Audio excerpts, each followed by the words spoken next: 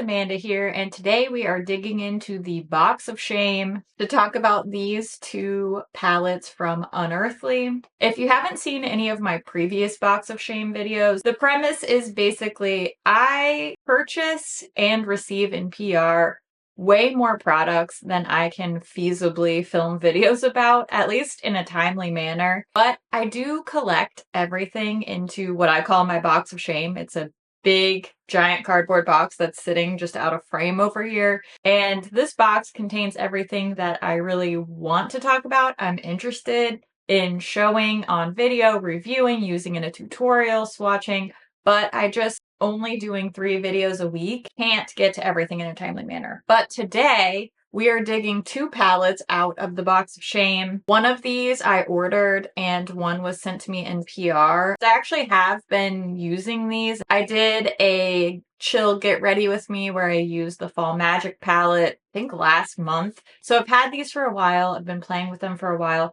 but I am finally digging them out of the box of shame to give you a close-up look at the palettes. I'm going to show you swatches. I'll show you an eye look with each one of these. I just really wanted to feature them because I think that they are cool, interesting, great palettes. And I hope that it's better late than never with these. I just realized that I forgot to put my rings on after my skincare this morning. I have a really pretty silvery, cool toned look with the Dreamer palette that I want to share. I love silver eyeshadow, so this just really quickly drew me in. And then the eye look that I'm wearing right now is from the Fall Magic palette. I used this little green quad on the end here. But like I said, I have another video where I feature some of these warmer tones. So I'll link that in the description box as well. First, let's just take a close-up look at these palettes. I want to show you finger and brush swatches, and then I'll show you some tutorials so that you can see how these actually perform on the eye. First thing I want to say about Unearthly is regardless of whether I have ordered a palette or it comes in PR, because I buy things just as much as they send me. And in fact, my first several times buying from the brand, they had no idea who I was and I didn't receive any PR. They package their stuff so securely. I feel like my palettes are so safe in shipping. I do want to point out that there are a couple of not for use around the eye area pigment shades. I just recommend patch testing those before you apply them to your lid.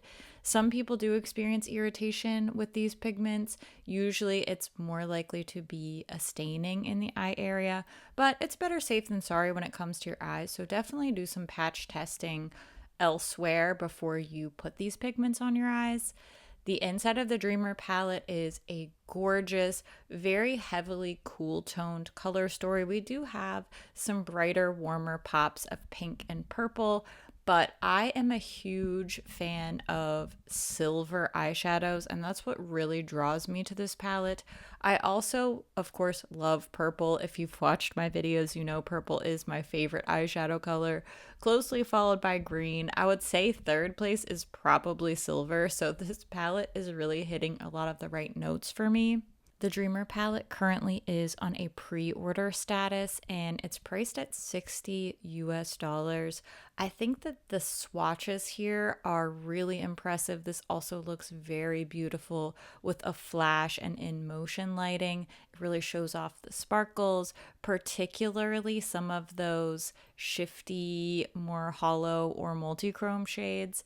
But in general, I think the performance here is really impressive. When you look at the finger and brush swatches, you almost can't tell a difference, which is particularly impressive to me with these deep purple matte shades. They are harder to formulate a nice opacity, and I think that this Dreamer palette all around really well done. Same beautiful styling, impressive, secure packaging. I really feel like if I'm investing in a $60 or $70 palette, which this Fall Magic palette is currently retail priced at $72 US, it's also on a pre-order status. But when I'm investing that much for a palette, I want to make sure that it's going to arrive securely. And I think that they just go above and beyond for the packaging design, for the outer packaging, like the safety packaging. I think they're very upfront with the ingredients list, with the pigment warnings. It's on the palette and the box. I really like that continuity. And these palettes in general feel very weighty and hefty. They have that more luxury type feeling. You know, when a palette's really light and flimsy, it feels kind of cheapy. These are substantial, and I like that. Love the layout here of the easy duos, all mattes on top, all shimmers on the bottom row.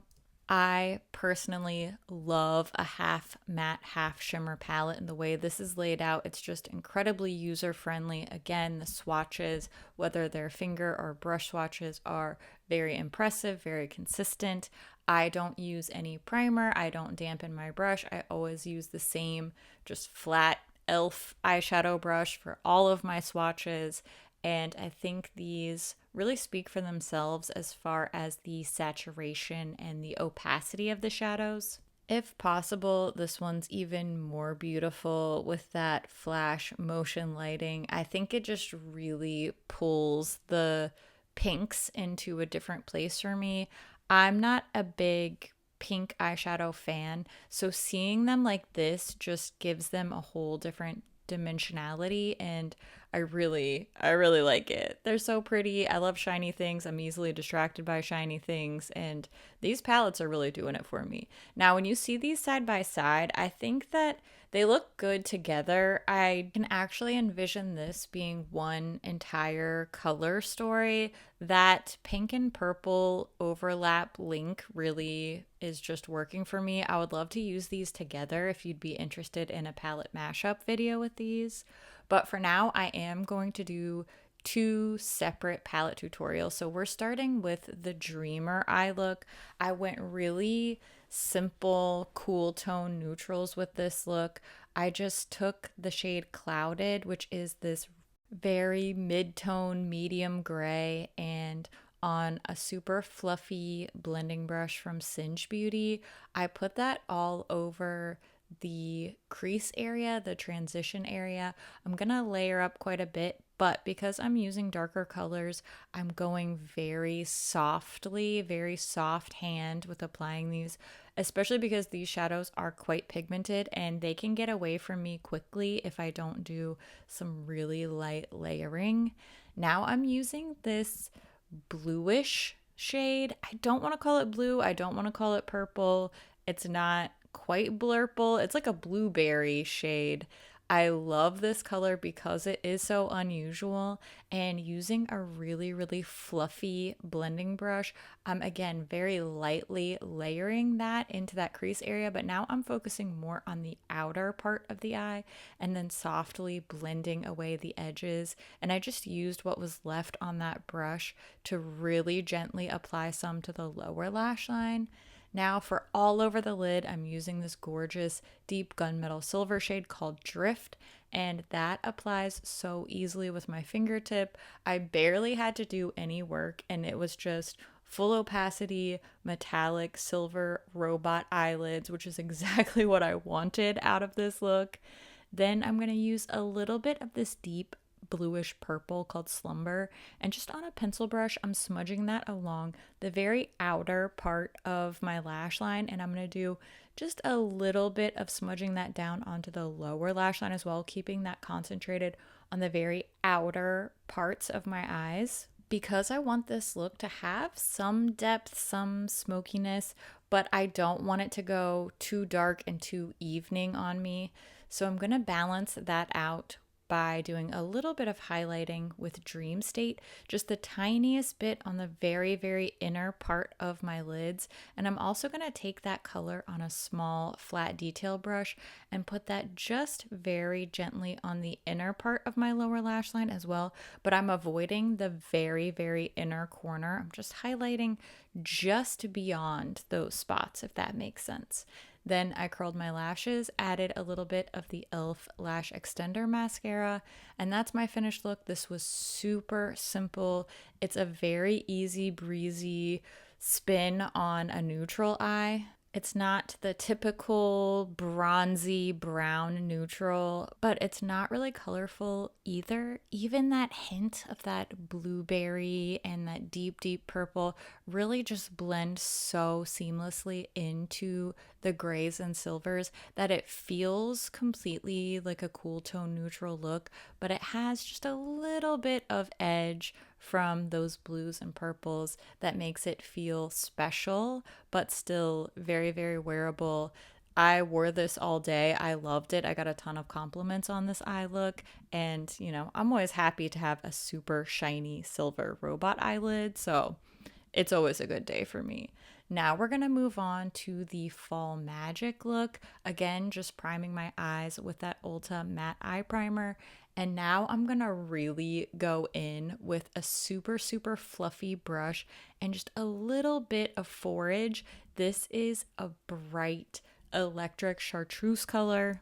Even as I really gently layer this color, it is so bright and bold, and I kind of couldn't stop myself. I kept going back for more and more just because I love this shade. Something about it is so fun and different. I'm gonna keep this all very, very green. So, next I'm using the shade Earthy. This is a rich, more emerald forest matte green shade, and on a flat brush, very, very dense flat brush, I'm taking a little bit of Earthy at a time because, again, this is very pigmented. It can get away from me pretty quickly if I don't keep tight control over this shadow. So I'm really gently putting that on the innermost and outermost parts of my eyelid and layering that up. And then I'm using a little detail brush. This is another one from Singe Beauty that I love. And I'm really gently blending those two colors into one another to create this gorgeous olive type of shade in the crease. And because I want to keep the lower lash line softer and really keep the focus on that upper lid, and I'm also going to do a pop of color in the waterline. So I'm just using whatever's left over on my brushes to gently accent that lower lash line. I don't want to put a ton of color and a ton of pigment down there because once I start blending it, it's going to get away from me. It's going to get too big. It's going to start going into my under eye area in a way that I'm not looking for this look. So just whatever's left over on the brushes that I use to apply the shadows to my actual upper lid, I just smudge a little bit of that along the lower lash line. We'll get more to the lower lash later because I'm going to do a waterline liner. But for now, I want to fill in that lid space with this metallic green shade called Leaves. I'm really gently tapping that with my fingertip into the blank space that I left in between the earthy application spots. And I'm softening the edges a little bit just by tapping as I blend instead of wiping the color on. And then I'll go back and do a little bit more softening of that transition with a little bit of earthy on that fluffy blending brush. And I wanted to just kick it up even further. I wanted to really go for it. So I'm using Crisp, which is a translucent and green shifty shade, and I'm putting that all over the brow bone, all over the inner corner, blending up just a little bit onto the lids as well. And I put a little pop of that on the outer spot where Leaves and Earthy meet to really bring in that dimension and marry that color into the look. This was the perfect time to pull out this ColourPop multi-chrome liner in the shade Wild Idea. It matches perfectly with this eye look. So I put that in my lower waterline, and then I added a little bit of the L'Oreal Panorama mascara to finish the look. I had so much fun creating this one. It's really bold, it's really bright, but it still feels like it's within my comfort zone. I do love green eyeshadow, so I stay in a colorful zone with greens. But I think that this could easily be adapted with some of the more neutral shades in the palette. If you wanted something like this, but not quite so bold, I think it would be really easy to do that with all of the options in the Fall Magic palette. The reason why I picked up this Fall Magic palette is because this is a remastered version of a previous palette that they had, this Fall Magic palette. This is the old one. So we've got the old Fall Magic palette here. This is the remastered one. Honestly, I like the older version better. But I mean, they're both nice. I should do a palette bingo with both of these. That'd be fun. The reason why I like this one better is I think that the choice to replace these neutrally toned shimmers with pinks just didn't work for me personally. I understand. I still think this is a pretty palette. I just like this version better. That's it for these newer Unearthly palettes. I would love to hear what you think. Have you picked either of these palettes up? Which look was your favorite? Do you want to see more with these? I always love to know what you think about things too, so make sure you leave all your thoughts down in the comments below. As always, thank you so much for watching, and I'll see you in my next video. Bye! Being a weirdo in my room by myself, that's my job. What is life?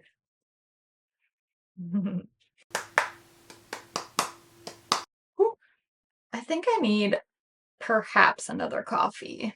I'm doing eyeshadow all the way up to the eyebrows these days. No regrets. This used to be really the thing to do, to put a strong highlight right here back in like 2014. So you know what? I'm bringing it back. Plus, it's just fun to be as shimmery as possible. And that's what I'm going for, as shimmery as possible. My ideal fall palette has a little bit more neutrals. I need it to be like 50-50 neutrals and colors. Oh, hello. Has the FedEx man offended you by bringing us packages? Yes. How dare he? All right. Well, I think Mags and I are gonna go run around a little bit because she seems to have some excess energy ever since somebody dared to ring the doorbell. So we're gonna go run around a little bit. That always helps her anxiety. So, I mean, the highlighting is glowing today. We are glowing. All right. Thanks for watching. I need to go put my rings on. My hands feel so weird without them. I didn't realize it because I did my skincare and then I came straight in here to film. So, still married, still wearing a crap load of eccentric antique jewelry. All right, see you later, alligators. I don't know. Anyway, thanks for watching. I love your face. I will see you soon. Adios.